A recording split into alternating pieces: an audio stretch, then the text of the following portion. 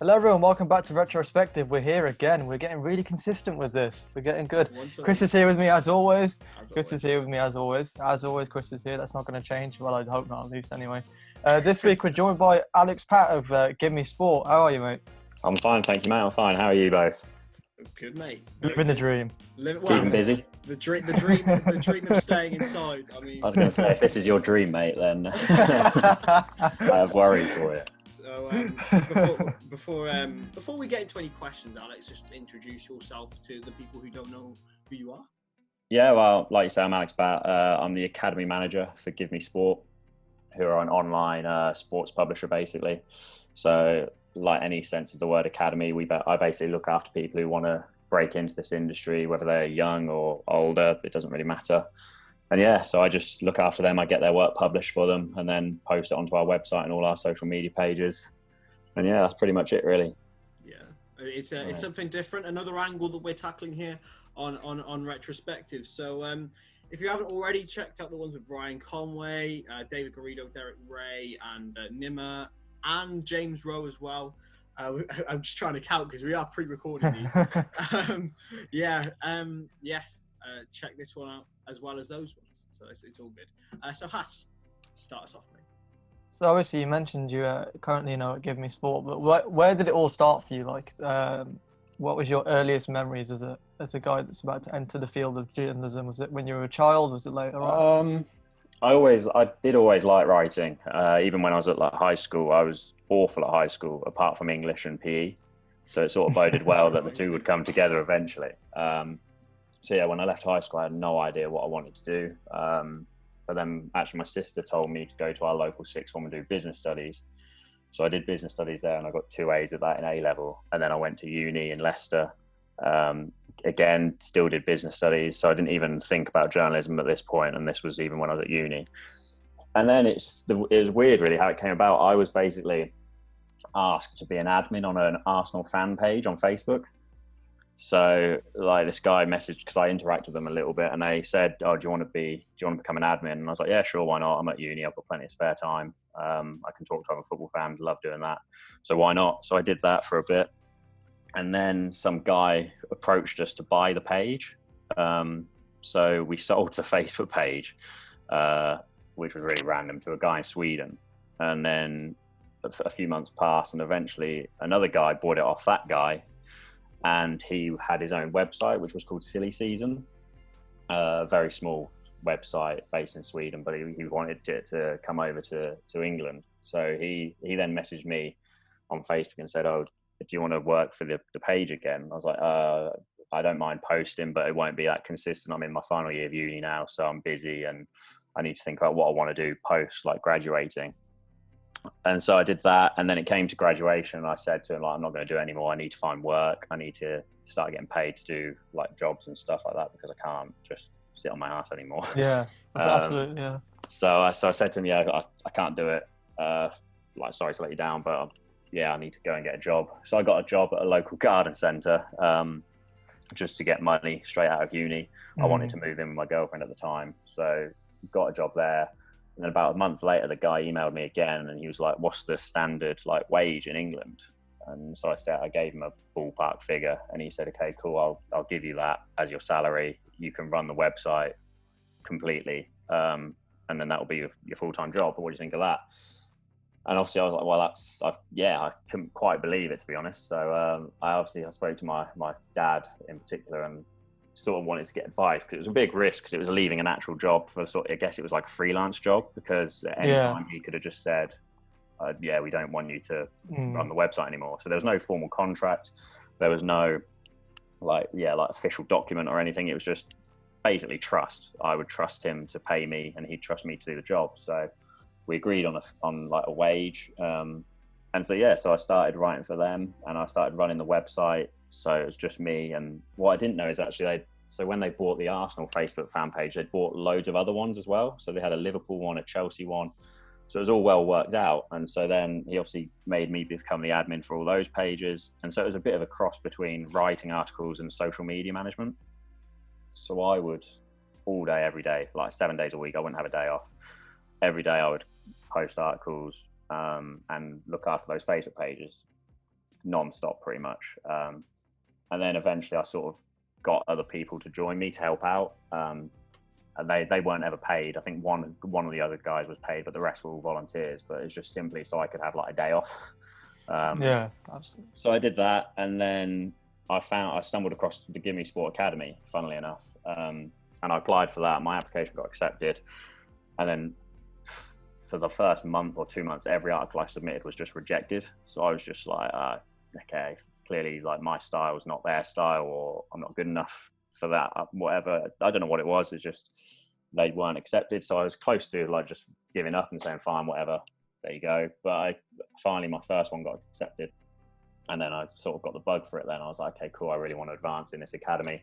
At the time they had levels, so it was like get one article published, get then 10, get 50, and then it sort of turned into different like visits, targets and stuff like that. And eventually I completed the academy completely. And then this was still whilst working for Silly Season main, like the full-time job. This was just on the side as well. And then they contacted me and said, oh, we want you to become a freelancer for us. So I said, yeah, fine, I can do that. Yeah, I can add that on top of the Silly Season work, a bit more money as well, why not? And at the time that was 30 articles a month. So basically one a day, if like it worked out. So it wasn't too bad. And then that was me. I covered WWE for them because I'm a big WWE fan. I know it's not real though. Don't worry. I'm not. Haas loves it as well. So okay, good. Yeah, I'm not a complete freak. Like not so much now, but like a fair few years ago, I was absolutely massively into it. But last few years, I've been turned off it so badly. I mean, yeah, I loved it as a kid because my older brother watched it, so I absolutely loved it. And then I went to like uni and I went to high school and I completely forgot about it. And then at uni again, I had so much free time. I just started to get back into it again. And like I say, recently, not so much, but I still do try and watch the shows when I can. Yeah. So I did WWE for them and a bit of Italian football as well. And that was around the time where Parma were going through like liquidation and so it was really interesting actually. So I did a lot about that. And then I kept doing that. And eventually, I think it was, 2016, they emailed me again and said, listen, we've got a full-time role as like a sub-editor. Do you want to take it, sort of thing? And obviously, again, then I had to decide because obviously, GiveMeSport, the office is based in London, and I'm based in Norfolk, so it's just about an hour and a half on the train. So I didn't know whether that would be an issue, but luckily they said you only have to come in like once or twice a week, and then the rest you work from home. So that obviously played into my hands. And so I left Silly Season and joined GiveMeSport. I mean, I loved Silly Season. I really did because it felt like sort of my own because it was small and I built it up. It felt sort of like it was all my own hard work. And like I say, I worked non-stop on it, but I knew that it wasn't going to be anything bigger than what it was. And I knew GiveMeSport was 100 times bigger, a lot more professional, a lot more serious, a full-time contract. So it was for career progression, it was such an easy decision. And then, I ended up at GiveMeSport.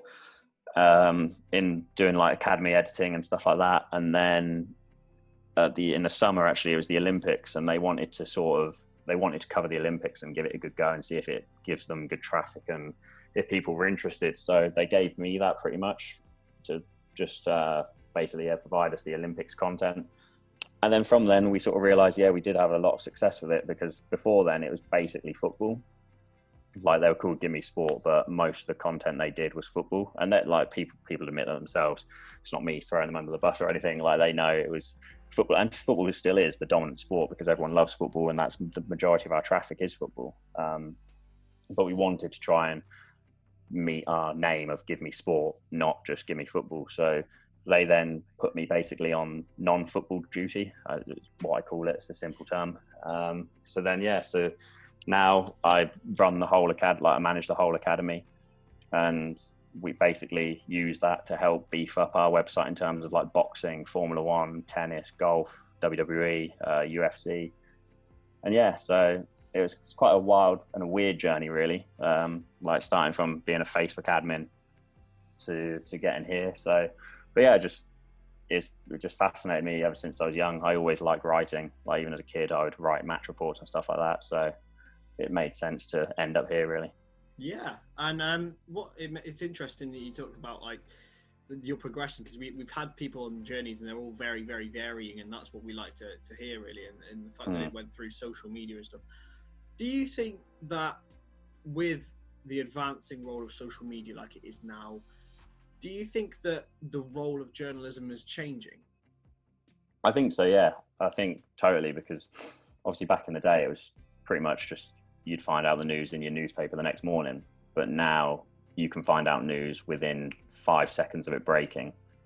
You have to be so much more switched on. You have to have an online presence, whether it's Facebook or if it's Twitter or something. You have to be able to give the news instantly now. Like, it's no good waiting the next day, because people would have known about it and read about it already.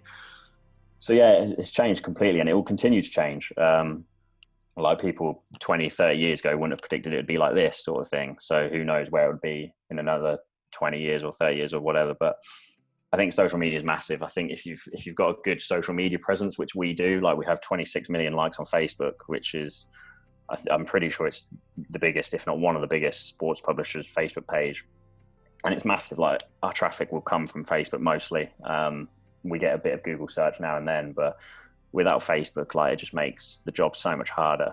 So yeah, I think a lot of people will realize we need to start having some sort of social media presence, if they haven't already, which they should have done. Yeah, pretty honest. So you say most of your traffic comes from Facebook, which is quite interesting, because Facebook has been perceived to be perhaps like fading off a little bit in comparison to the likes of Twitter and Instagram and Snapchat, which are all on the rise. Yeah. Do you think that GiveMeSport will, say, head over to the likes of Twitter and Snapchat and Instagram and beef those up a little bit more? We definitely... Facebook is still going to be primarily the top one? Yeah, I think Facebook will still be the most important for us, because that's where we're the biggest. But we spent a lot of time recently with our social team building up our Instagram account and building up our Twitter accounts, just because, like you say, they're growing. Like, I think we even created a TikTok account recently, which I'm too old for. I'm not going into TikTok, but we're diving into that as well, because that's the growing trend, and that's what you have to do as a company. You have to stick with these trends, and you have to take note of what's going on, otherwise you fall behind. So yeah, we spent a lot of time on our Instagram page, like making cool graphics and posts and creative ideas that our design team do and our social team do. And then also we've started to use Twitter a lot more to post exactly the same thing, so engagement posts and videos, but also to put our articles out there as well, just because, like you say, you can reach a bigger audience as well. Being in charge of the academy is something I wanted to touch on. Is obviously with how much things have changed in the way of social media and sort of the skill set that journalists now have to use in, being able to photo edit, video edit and all those sorts of things. Have you found that you've had to sort of learn those skills in order just to teach this sort of next wave that are coming through? Not really, no, because for GiveMeSport, it's all separated. So sort of like the social team will do all the video and all the photo edits and stuff like that. Photoshop, that's the word I'm looking for. They'll be doing all those, whereas the editorial team, which I'm on, will just focus on the articles and the writing, the written stuff and the written content. So I've obviously had to improve myself as a writer to be able to then pass on to other people, because I wouldn't want to be passing on knowledge which is then incorrect, or if I'm not very good at the job, then why am I the one telling people how to improve their writing, sort of thing. So obviously for that I had to make sure my writing and my efforts were top notch, so then I could then pass it on to the youngsters who are coming to me basically to get their work edited. Like, I wouldn't want to think they're coming to me to edit their work and then I'm making silly mistakes for them, sort of thing. So it's just, no, for my job, it's strictly just making sure the content that they do is top notch and what we want on our website and what we'd be proud of putting on our website. Definitely. But do you feel that the sort of the next wave are essentially like Swiss Army knives now, in the sense that they have more of that varied skill set? I mean, you probably see it with some of the guys you take on. Yeah, I mean, I think a lot of them do sometimes question, say, is there opportunities to do this or that? Because I think, like you say, you've got to be able to sort of be a multi-skilled person. Like, this industry, I've always said, is one of the toughest industries to get into, because it's such a crack. Because everyone would want to write about sport if they could, or the majority of people. Like, if you said, you're going to get paid to write about your favorite team, that'd be the dream for a lot of people. So this industry is tough to get into, and like, I'll get emails from people in the academy saying, what's your advice? What would you say to do? what can I do basically to put myself in the window to be noticed, sort of thing. And yeah, a lot of them will come and say, oh, how can I do any sort of engagement post sort of thing, like work on Facebook and stuff like that, which from the academy we don't really do, because then that would mean we'd have to give them all like the information to our Facebook and stuff like that, which we don't want to do whilst they're at academy, because the academy stage is voluntary, so they don't get paid or anything like that. It's just them who volunteer to write for us. So yeah, the academy is very much sort of on the side, and we use them and sort of help them out to get their name obviously published, because I think the main bit of advice that I give them is you've got to be prepared to work for free for a long time to get your foot in the door, because it's very rare people will offer you a paid job when you haven't got any sort of experience, or you haven't got any like a portfolio to produce for them. Yeah, definitely. Yeah, because like I said, I got the freelance role because of the work I did in the academy. Then I got the full-time role because of the jobs I did in freelance. And it's the same now. All of our freelancers have come through the academy. So we hire within 9 times out of 10 if we can, just because otherwise the academy is not working. If it's not like a conveyor belt, it's not working at some point. So we want our academy members to be then our freelancers, and then we want them to be our full-time staff. And so it just keeps going round and round and round. Yeah. It's quite a unique approach in that sense, I think. I mean, you don't really see many outlets do that kind of thing. No, it's so good. Like, I remember seeing it before I obviously joined them. I remember seeing, I was like, oh, that's quite cool. That's quite a good idea. I can't remember, because I remember like I googled GiveMeSport, and they did like an interview about the academy, and I think it might have been Bleacher Report did an academy, or someone. Yeah, they did way back. Yeah. Yeah, I think that's where they got the idea from. I don't know what's happened to them, but we've stuck with our academy, and we're really proud of the academy. It's because it gives people a chance. They can come on and they can get their work published, read by loads of people around the world, and then if they impress and their writing's up to a good standard, we can then offer them a freelance role, and then they get paid and they get their foot in the door, sort of thing. Do you think more outlets should, and from like a non-biased point of view, do you think they should take that route more often, or do you think it should stay as in sort of a unique thing for GiveMeSport, being a bit more selfish about it? I'd like it to be unique. Yeah, I'd like us to be the ones that are known for it. I want us, like, they'll be like, oh, how do you get into writing? Oh, GiveMeSport Academy. I've heard that's decent. Like, that's how I want it to be.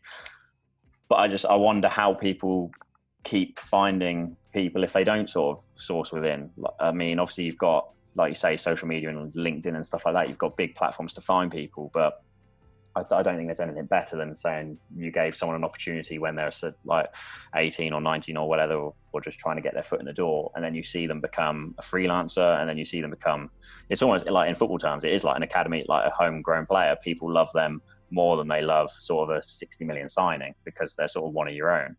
So I absolutely, like, one of our full-time staff now, he was one of the first people who was in the academy when I joined, and he's now full-time.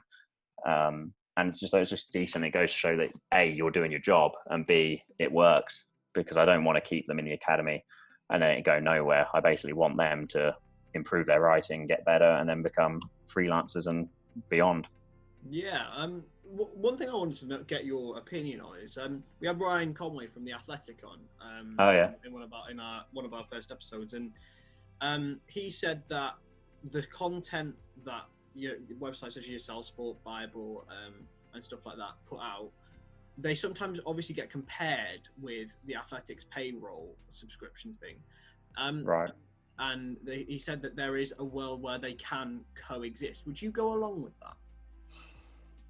that? What, as in work together, or? Well, as in like there's sort of no sort of disrespect between them, as in like they're different parts of the industry. Yeah, they're very different. Yeah, I think our journalism is very different to sort of, like, say, The Athletic or Sky Sports or BBC or anything like that. We're very much like the social media driven sort of part of journalism, where we'll do sort of like articles about Twitter threads that go viral and that sort of stuff, or we'll do sort of original content. Like we did one the other day, ranking all the Premier League managers on how good they'd be on a night out, like that, just that sort of stuff. Like, so we try and do something that our main aim is we want our comment section to be full of either debate or people tagging their mates, because we want people to read. And so we try and be different, and we try and be quirky, because if if we just did, I think today Coutinho was offered to Chelsea or something like that. I think I saw.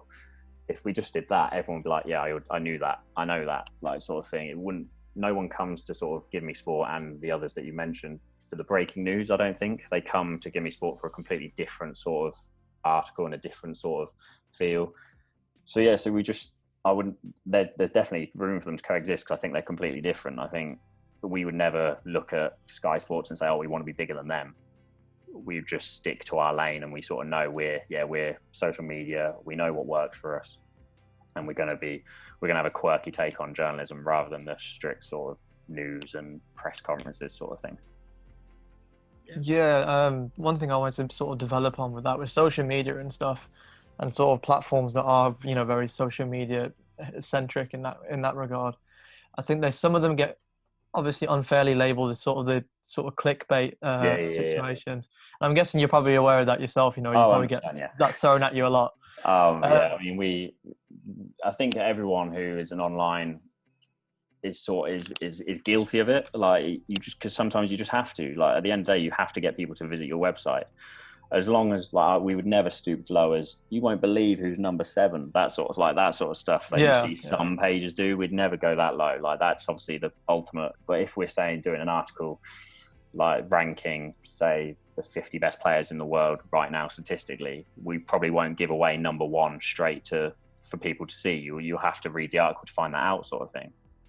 But yeah, you get, like, everyone gets said, oh, clickbait or save a click guy in the Facebook posts. You know, you are going to get that, but it's just how you control it and how you manage it. And if you're not taking the complete piss out of the reader, then it's okay. So when you do see stuff like, you won't believe who's number 4 or number 6 will shock you, that sort of stuff, I would like to think that's completely died now. I don't see many people doing that anymore. Thankfully, no. Yeah, thankfully enough. Because I mean, I got suckered in by loads number 4. You just have to. You're like, okay, I've got to do it. You don't want to do it, but you have to. So no, you have to, like I say, you will get cool clickbait all the time. But as long as the content they're clicking on is good enough and it warrants people wanting to click on it, then it's what you do. But yeah, but even BBC do it and Sky Sports do it. Like, if you follow their Facebook page, they won't reveal all the news in the post or anything like that. You have to click on to find it, and for that I don't understand that at all, because BBC and Sky Sports surely don't need people coming onto their website desperately. No. But you think so, at least, anyway, when you were being exactly, pretty much pioneers in the industry. Exactly that. So when you see them doing that people. sort of stuff, like Arsenal star injured, going to miss 6 weeks, sort of thing, I don't understand why they couldn't just do the name and then give everything away. But I think when I first joined GiveMeSport, it was still very much the clickbait era, and we'll admit it ourselves. Yeah, we did clickbait, and it wasn't, you didn't want to do it, but you sort of felt like you had to do it to sort of get any sort of traffic. But nowadays we've completely changed. We've completely changed our strategy and our ideas, and we found that it benefits us because it gives people the more chance to engage with the articles and the traffic that hasn't actually been affected at all. So I'd like to think clickbait era is behind us, but there's always going to be a little bit of it, because at the end of the day, you sort of have to. Just don't take the piss, basically. Yeah. I think that would be the main thing. Just, as long as you're sort of happy for people to click on that article knowing that you're going to give them a good sort of reveal, then I think it's okay. But if you know you're sort of doing this just to get a cheap click, then it's not so good. So when you talk about the quirky content and stuff like that, what would you say in your time? It could be written by you or written by an academy member or even a full-time member. Mm-hmm. What would you say is the quirkiest article that you have ever dealt with in your website? We've done quite a few. We did sort of like, how would the Premier League managers cope in a Royal Rumble? So we predicted where they'd come. I'm pretty sure Sean Dyche won. That's what we said when it has. Yeah, we picked Sean Dyche. I think we had Nuno Espirito Santo at number 2. Yeah, I think he was high as well. I think Graham Potter was last. I think he was first eliminated. But yeah, we've done stuff like that. Like I say, we've done the night out. The other day the other month we did ranking the 91 football mascots on how hard they look. So it's just sort of that must have been challenging. Yeah, I can't remember who did it, but he had to put a picture of every mascot in the article, so I think it took him his whole shift. But we've done stuff like that, and it's just quirky stuff like that no one else will think of, but weirdly it'll do. Like, I don't know why you'd care who's the hardest looking mascot, but people do, and the people find it funny, and they comment and they engage on it.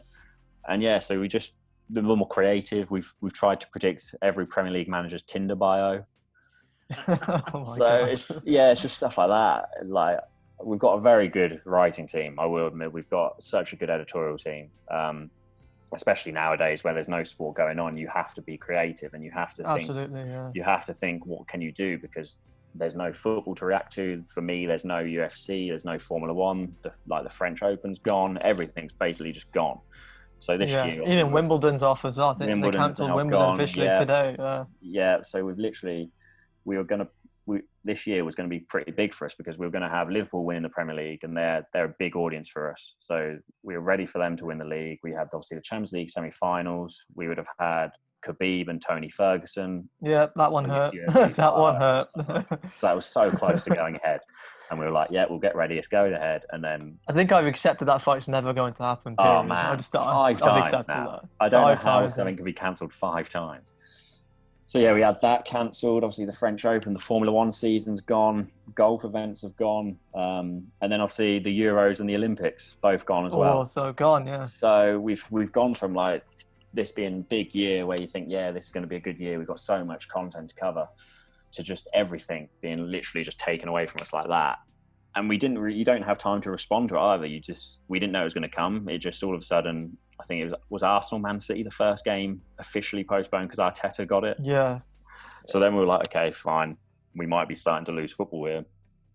And then, so yeah, it's just, you've got to respond to it, and it goes to show who've got the good editorial teams, because if they can keep going and the traffic can keep going and the stories keep going, then yeah, that speaks a lot. And our editorial team have done a hell of a job so far to keep things going, because like I say, there's nothing going on, and it is tough, but it's just, yeah, it's the testing time, but you've just got to use what you can. Like, obviously WWE is still going ahead, so we've had some WWE. Surprises from them. Yeah, we've been quite blessed because of WWE. They've definitely given us some very good traffic days. Obviously, the WrestleMania going ahead. Yeah, I was just going to say, with the Boneyard match and the Firefly Funhouse match in particular, both of those. But so WrestleMania weekend and 2 nights as well. So instead of just giving us 1 day's coverage, it gave us 2 days, and then that set us up for the whole week essentially, because there was so much fallout from it. So we were very thankful to Vince McMahon and WWE. Rightly or wrongly, maybe it should be cancelled. I don't lie. That's another debate. But because it's still on, we're getting content from that, and we're starting to use more WWE stories on our main page, just because, like you said, that's the only sport going ahead. And then obviously they fired loads of people the other day. That was huge as well. That was huge for us. Unfortunately, it happened at, like, quite late in the evening, but we were on it, and so that gave us plenty of stuff as well. So it's just being smart, and just becoming quirky and using your initiative and thinking, like, what sort of features can I do?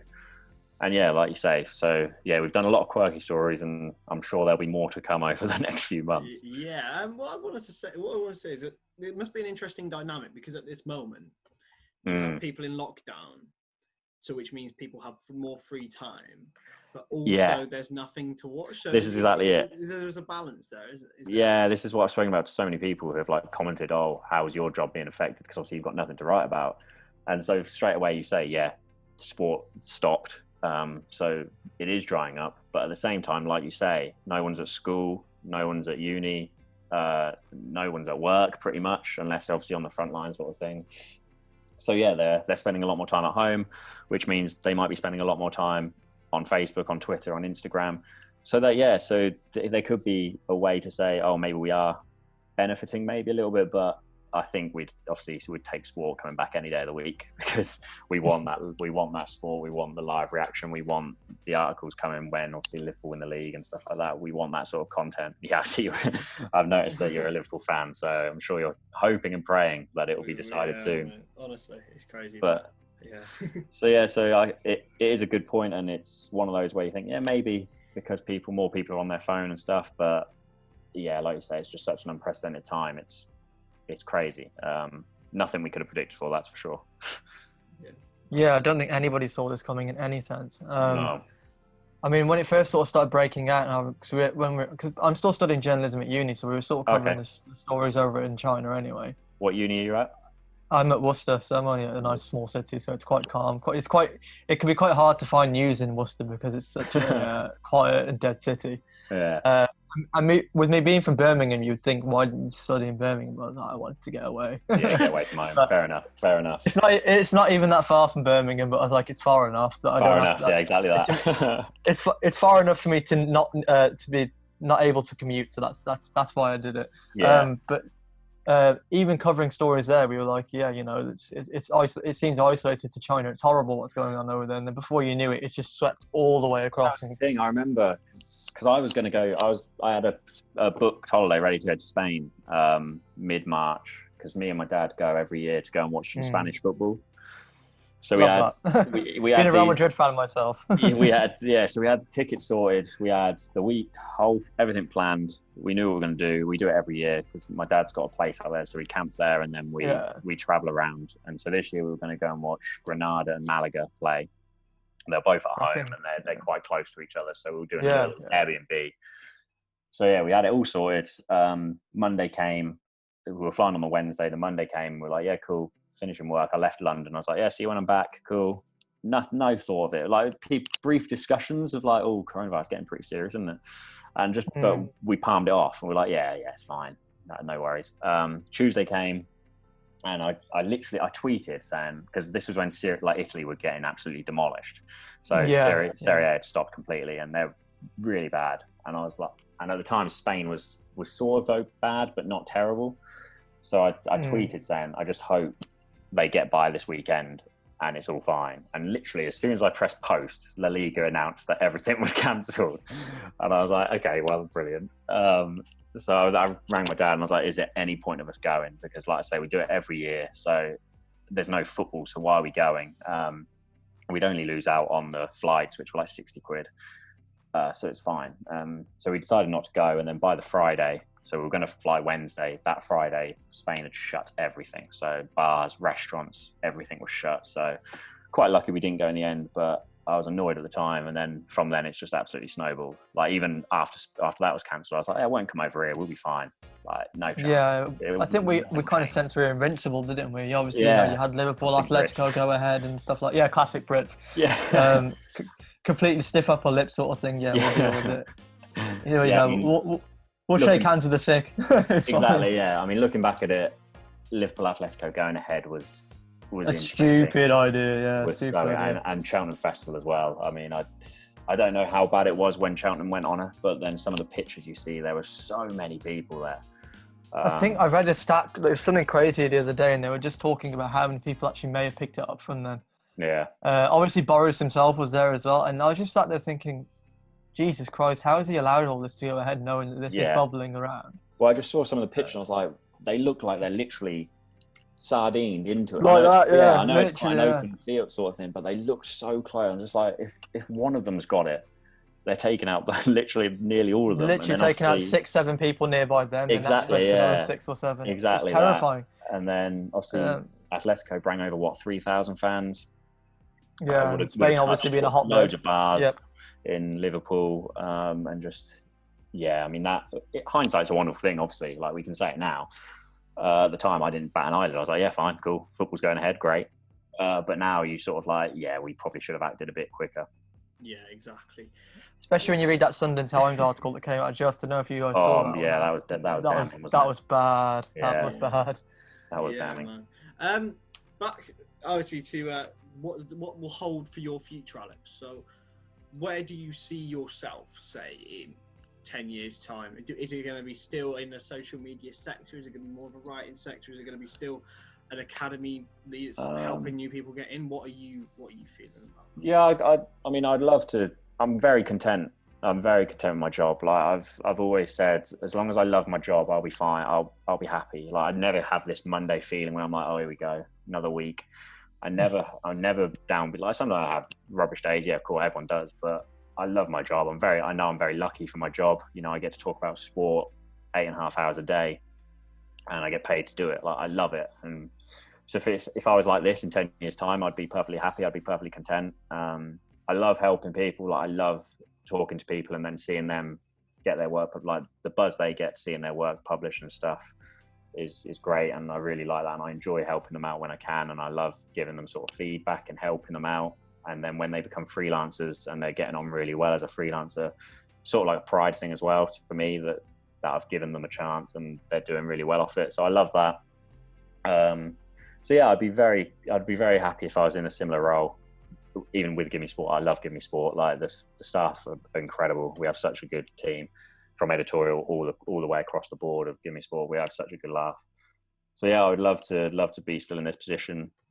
But yeah, I'm never one to sort of make predictions or look too far ahead because you just never know. Like another coronavirus could come. Hopefully not. I wouldn't have predicted this, that's for sure. Like, so I don't like to make predictions or sort of. I'm very happy with my job, and I know I'm very lucky with my job as well. Yeah. If you could go back, though, if we predict, we will go all the way back. Go back, yeah. To the first. If you could talk to your, this is usually Hass's question, so I'm nicking it off. Yeah, he's stolen my question. if you go back, say to the start of your journalism time, and what would you say to yours? Just keep working hard. Just keep writing, because like it was never fun doing free work. It never is. Like who wants to do all this work for nothing, sort of thing. But like I said earlier, you've got to do it for this industry. You can't just expect. Like I've had people email me saying, "How much do you pay for articles being posted?" And I was like, "Hold on, I don't know who you are first of all, so I'm not going to nothing." Like you just can't assume that you're going to get given stuff. So yeah, just work hard. Like I said, silly season. I worked 7 days a week. That generally was the case. I didn't have days. I had a day off here and there if I needed to do stuff, but very rarely would I have had a day off. I would have just, if I had planned, say in the afternoon, so I remember one, I had a mate's birthday. We went like to Cambridge for some drinks. I woke up at like 6 a.m. and wrote articles and scheduled them to go out during the day. So it sort of staggered it out. So I would always work. I'd just get ahead of the time if I had to. I didn't during my time at Silly Season. I think I had one holiday because I just felt bad leaving it and not having anyone in place to do it. So it's just work hard, and you will get what you deserve. What you put in, you'll get out at the end. And so yeah, I would just say just keep working hard, keep writing and improving your writing, and then yeah, keep working hard at it pretty much. With GiveMeSport, do you see it evolving, into further channels and different sort of ideas as it grows? So eventually into things like YouTube and stuff like that. We always talk. Like we have an editorial meeting every month where we all get together as a team. Every single writer gets together and we just discuss the previous month, how we're doing, any ideas, sort of thing. And we've recently notched up our gaming side of things, so we're doing a lot more gaming content now because we figured out like most people who like sport will probably love FIFA, or will then probably love Call of Duty, or will love throwbacks like Grand Theft Auto and like Crash Bandicoot and all this sort of weird, quirky stuff. So we dipped our toe in that to see how people would react. So it started with FIFA, so we could say, oh, it's still football, like it's still related to sport. And then we sort of dropped some Call of Duty stuff just to see how people would respond, and they've responded brilliantly. And we were like, okay, there's a chance here that people might like gaming stuff. So we focused on that a lot recently and just seeing how it would do, and they've done really well. Like in terms of engagement on our Facebook page, if you see some of our gaming posts, like we did a Peaky Blinders one today because there's a Peaky Blinders game coming out, and it got thousands of engagement from it straight away. Like within half an hour to an hour, it was just people tagging their mates, like I said earlier, which is what we love to see. And so yeah, so we've explored gaming. We tempted to sort of see if we can go as far as like entertainment and do sort of films and TV and stuff like that. Because like I say, Peaky Blinders, prime example, that's a TV show. It's turned into a game. But if they liked the gaming version, why wouldn't they like us talking about a new series? Yeah, absolutely. Especially when people are inside and binging on Netflix pretty much exactly most days of the week now. Yeah, so we've got to be aware that we are GiveMeSport. So we can't just suddenly start dropping, Peaky Blinders is now on Netflix, sort of thing. So the other day we did Space Jam going on Netflix. Yeah, watched it last night. That did classic, great film. I do need to watch it again. Actually, I haven't watched it since I was a kid. So again, we did that and it worked. Again, you can loosely relate that back to sport because it's basketball. Yeah. So we've got to be careful, and we've said we can do it gradually. We're not just going to suddenly start dropping. Yeah, sticking to your roots essentially. Yeah, you've got a reason. Like, they liked us because we're GiveMeSport. They didn't like us for other stuff like that. So we've got to stick to our roots, like you say. But at the same time, why just because they've liked GiveMeSport doesn't mean they won't like we say, Call of Duty or stuff like that. So gaming's been huge for us, and it's been really successful, especially with like Warzone. They're loving that. They're loving any FIFA content and stuff like that, and they love sort of, we've done so many Grand Theft Auto throwbacks and stuff like that. So any like iconic game, our audience seem to love. So why wouldn't you do that? Just because you're strictly GiveMeSport by title, why can't you delve into little areas where there's a crossover or there's going to be mutual interest? So, but we'll always try and evolve, because like I said earlier, you've got to evolve to be able to. Yeah, and especially in the age of, like now with, obviously YouTube's always been a massive thing, but, podcasts becoming a massive thing now. Yeah. I'm pretty sure every man and his dog listens to at least some form of a podcast during their week. Yeah, definitely. So, obviously you're seeing so many, there's one on our channel, which is, it's niche to say the least. But it's stuff like that. I mean, you're seeing so many different platforms kind of launching these. I mean, Bleacher Report, strictly writing at one point. Now they do, I don't know what they don't do at this point. Yeah. You've just got to add strings to your bow, haven't you? Like, exactly. Yeah. At some point, someone's going to say, "Oh, I'm fed up of just this," and that probably would have been a stage we got to if it was just football. Like, we couldn't have ignored. I don't know how. I can't say how it would have been if I didn't start at GiveMeSport. If we didn't go down that route, I'm sure they would have eventually. They would have opened up and said we need to do more non-football at some point. But you just miss out on so many opportunities if you didn't do that. You would have missed out on some massive boxing fights, some massive UFC fights, and all the traffic that comes with that as well. Exactly. Yeah. Like, I mean, I remember I worked the morning after McGregor Mayweather, and it was absolutely. It was mental. Ridiculous. Yeah. Anything you wrote about that fight, and it would have just done huge numbers. Anything you wrote, it was just crazy. Like, I've never seen anything like it. That day always sticks out for me as the biggest, just because. Yeah, I think people underestimate how much traffic MMA brings. It's genuinely nuts. We've dived into it big time last year and a half, just because it is so popular, and it's getting so popular. And when you've got people like Conor McGregor, I mean, McGregor Khabib was close to McGregor Mayweather. It was very close for us, and then so was Wilder Fury, the second one. It's just, they're such big events, and because they only happen once every few months, if that, like with some of them, like you're never going to get Wilder Fury. Well, you will technically, but like that sort of sadly so. That sort of event is humongous. Like Joshua Klitschko, massive. You've just got to take advantage of that, and a lot of people just stick to football, which is fair enough, because football is still the biggest thing. It still is, fair enough. But I remember, was it last year? I think Joshua fought on the same night as the Champions League final. Was it? It was. Like he fought. Was it? I can't remember. Was it? It wasn't Ruiz the first one, was it?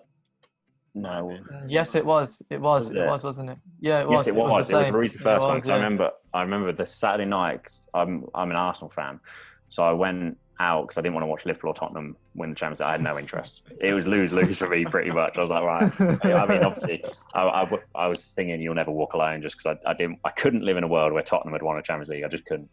So I went out that night, and I knew I was working early the Sunday morning, so I pre-wrote an article. Anthony Joshua beating Andy Ruiz Jr. because it was it was obviously going to happen. No one saw it coming. No, there was no one who could tell me, "Oh, you might just need to prepare for Andy Ruiz winning." I was like, "No chance. I'm not even going to bother." So I wrote out that, and then I think I was going to be starting at 6 or half 6 or something like that, and I woke up naturally about like 6, and I just saw, like, on BBC flash up Andy Ruiz has won. I was like, "Oh no, here we go. I've got to just bash out something as quick as possible." But no, that's what I love. Like, there's nothing better than live action and stuff like that. I was up for I did the McGregor comeback fight. Again, funny story about that.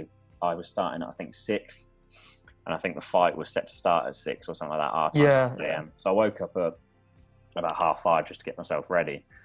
And by the time I'd woken up and loaded up my laptop, McGregor had already won.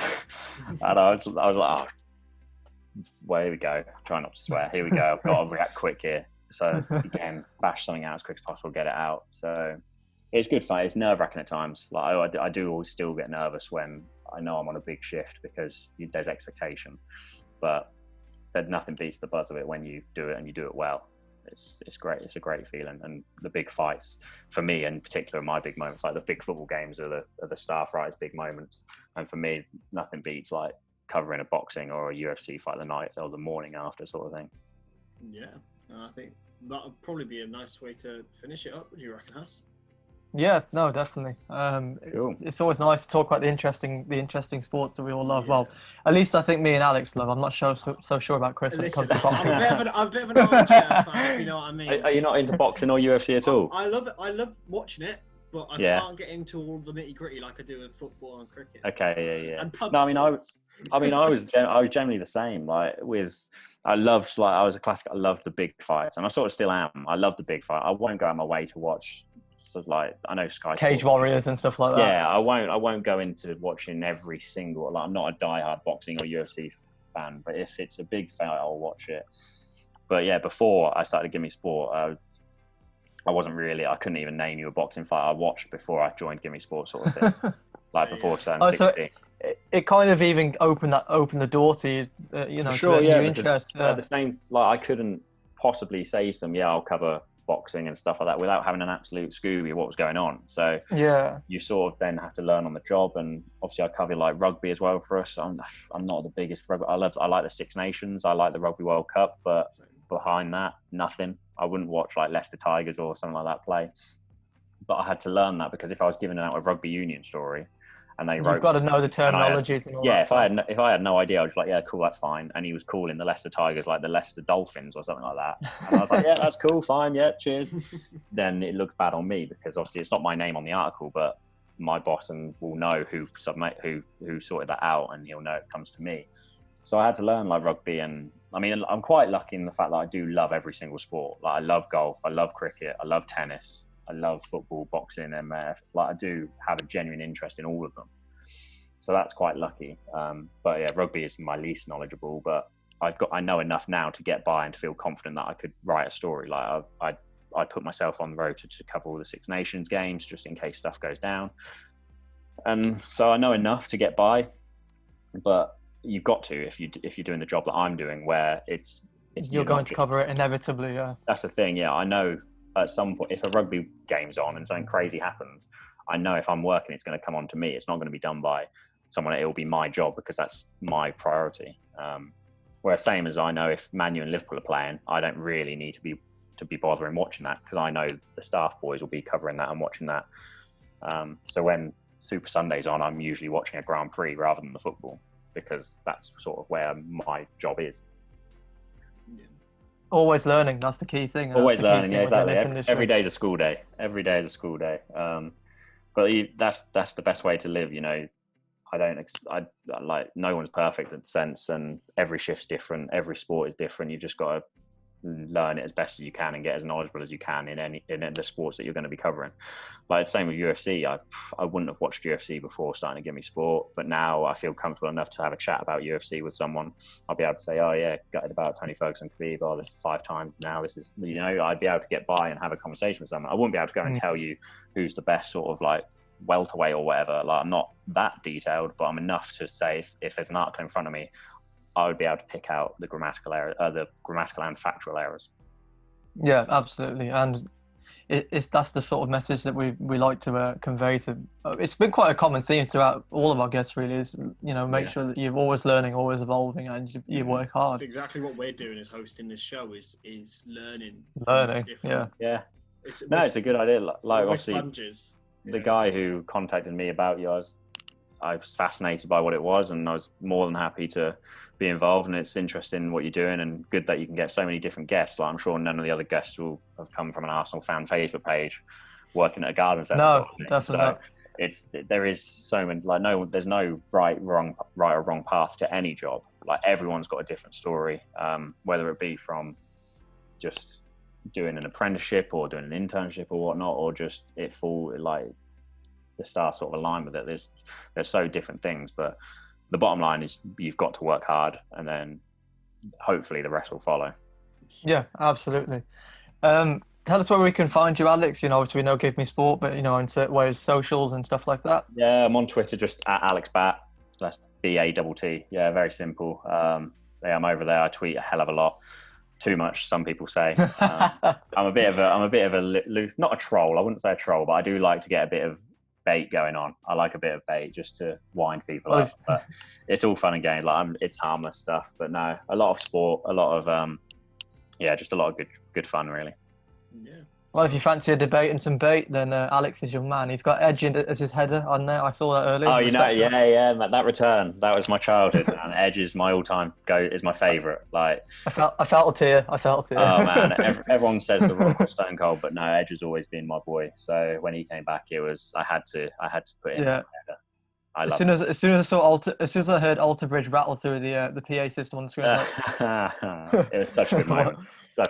Absolutely. But yeah, thank you so much, Alex. We appreciate it. All right, guys. Thanks for having me on. Great work. Keep it up. And thank you, Alex. Well, just a quick outro from me. So, follow us on Twitter at WinMenPro, as well as. This is past my birthday now, so I'm trying. What shall I set the goal as, Has? What shall I set the goal as? Happy birthday, mate, for whenever it is. Yeah, May 13th. This is May. I want to say 19th. So there we go. Lovely. Yeah. Should we say 300 subs? Do you reckon we can make that? Maybe. Who knows? But we like to be optimistic. So. We do. We're optimistic, but not dreamers. But anyway, take us away. Take us out, Has. But yeah, as always, guys, thank you for tuning in. Hope you enjoyed this episode. Make sure you drop Alex a follow. Drop us a follow if you really want to. You don't have to. Your choice entirely. You do have to. Yeah. But yeah, guys, thank you. We'll see you on the next one.